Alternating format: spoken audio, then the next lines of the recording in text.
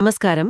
ఈరోజు మనం ఒక ఆసక్తికరమైన విషయం గురించి లోతుగా మాట్లాడుకుందాం. నమస్కారం. తప్పకుండా. మనస్సుని, ఇంద్రియాలని దాటి వెళ్లే ఒక స్థితి, దాన్నే ఇక్కడ కర్మాతీత స్థితి అన్నారు కదా. అవును. ఆ స్థితిని చేరటం గురించి, ఆ ప్రయాణం అంటే స్మృతి యాత్ర గురించి చర్చించుకుందాం.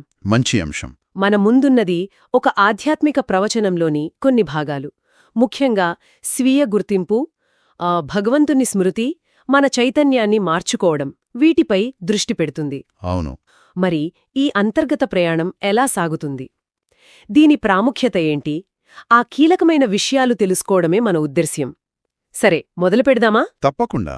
అయితే ముందుగా ఈ స్మృతి యాత్ర ఎప్పుడు పూర్తవుతుందంటున్నారు? ఎప్పుడైతే ఏ కర్మేంద్రియం కూడా మనల్ని తప్పుదారి పట్టించదో, మోసం చేయదో. అవును, మోసం చేయదో, అప్పుడు కర్మాతీత అవస్థ వస్తుందట. అంటే అప్పుడు మనం పనులేమీ చేయకుండా ఉంటామా, నిష్క్రియాపరంగా? అలా కాదు. అక్కడ చిన్న తేడా ఉంది. కర్మాతీత స్థితి అంటే కర్మలు మానేయడం కాదు సుమా. హో! ఇంద్రియాలపై, కర్మలపై పూర్తి పట్టు సాధించడం. అంటే ఏ పని చేసినా దాని ఫలితానికి అతీతంగా అంటకుండా చేయడం అన్నమాట. అంటే సాక్షిగా ఉండటం లాగానా? సరిగ్గా చెప్పారు. ఒక రకంగా చెప్పాలంటే అది ఆధ్యాత్మిక సాధన. అంటే పురుషార్థము యొక్క అత్యున్నత స్థితి, అంతర్గత స్వేచ్ఛ అది. అర్థమైంది. మరి ఈ స్థితికి రావాలంటే దేహం నేను కాదు, ఆత్మను నేను అనే స్పృహ, అంటే ఆత్మాభిమానం చాలా ముఖ్యమంటున్నారు. అవును, అది చాలా కీలకం. మరి అది ఎలా వస్తుంది? ఊరికి అనుకుంటే వచ్చేస్తుందా, లేక పుస్తకాలు చదివితే? లేదు లేదు, ఇది పుస్తకాలతో వచ్చేది కాదు. అందుకే కదా విచారసాగర మథనం చెయ్యమని సూచించారు. విచారసాగర మథనం అంటే మనం ఏదైతే జ్ఞానం విన్నామో దాన్ని మనసులో పదే పదే ఆలోచించాలి, లోతుగా తరచి చూడాలి, పాలు చిలికి వెన్న తీసినట్టు. ఓ, అలాగా? దాని అసలు సారాన్ని అనుభూతి చెందాలి. ఇది పూర్తిగా అంతర్గత ప్రక్రియ. ఏకాంతంలో కూర్చుని నేను ఎవరు అని ధ్యాస పెడితే ఆత్మస్పృహ పెరుగుతుంది. ఆత్మగా గుర్తించుకుంటే? అవును. అలా ఆత్మగా తనంతాను గుర్తుంచుకున్నప్పుడు సహజంగానే మూలం అంటే తండ్రి గుర్తుకొస్తారు.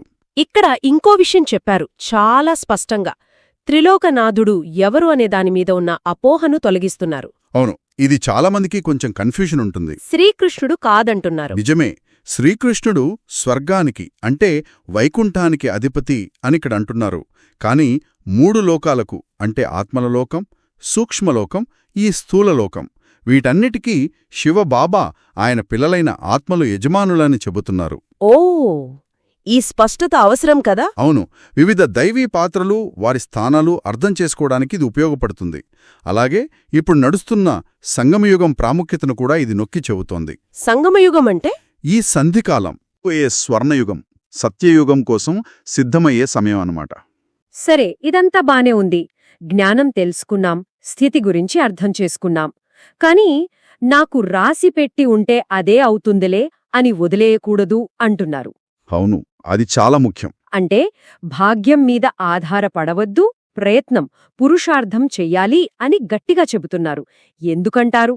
ఎందుకంటే ఆ ఉన్నత స్థితిని అందుకోవాలంటే నిరంతరం ప్రయత్నం చేయాల్సిందే, ఊరికే రాదు. విధి మీద ఆధారపడితే పురోగతి ఆగిపోతుంది. అది ఒక రకమైన సోమరితనం అవుతుంది. పురుషార్థం అంటే చైతన్యంతో చేసే ప్రయత్నం. మరి సేవ గురించి కూడా ప్రస్తావించారు కదా, అది కూడా ముఖ్యమేనా? ఖచ్చితంగా. సేవ అంటే మనం పొందిన ఈ శాంతి, పవిత్రత అనే జ్ఞానాన్ని ఇతరులు కూడా పంచడం, వాళ్లు కూడా ఈ స్థితిని పొందడానికి సహాయపడటం. ఇక్కడొక ఉదాహరణ కూడా ఇచ్చారు. వృద్ధాప్యంలో ఉన్న తండ్రి సేవ చేస్తున్నారని. అవును, అంటే సేవ చేయడానికి ఓర్పు, పట్టుదల కావాలి. అంతేకాదు, జ్ఞానాన్ని సులభంగా అర్థం చేయించడానికి చిత్రాల ద్వారా వివరించడం లాంటి ప్రాక్టికల్ పద్ధతులు కూడా సూచించారు. కాబట్టి మొత్తం మీద చూస్తే ఆత్మస్పృహతో ఉండటం, విన్నదాన్ని లోతుగా ఆలోచించడం, దైవీ పాత్రల గురించి స్పష్టత, తర్వాత ఊరికే విధి మీద ఆధారపడకుండా ప్రయత్నం చేయడం, సేవ చేయడం, ఇవన్నీ కలిస్తేనే ఆ కర్మాతీత స్థితికి దారి దొరుకుతుందన్నమాట. అవును, సరిగ్గా చెప్పారు. అయితే ముగింపులో ఒక చిన్న ఆలోచన రేకెత్తించే విషయం ఉంది చూడండి.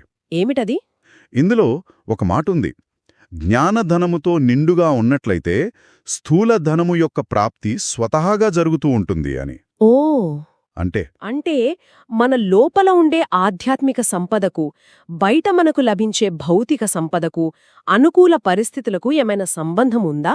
ఆసక్తికరంగా ఉంది. అవును. అంతర్గత పరిపూర్ణత బాహ్య సమృద్ధికి ఎలా దారితీస్తుంది? ఇది మనం ఇంకాస్త లోతుగా ఆలోచించాల్సిన ప్రశ్న కదా.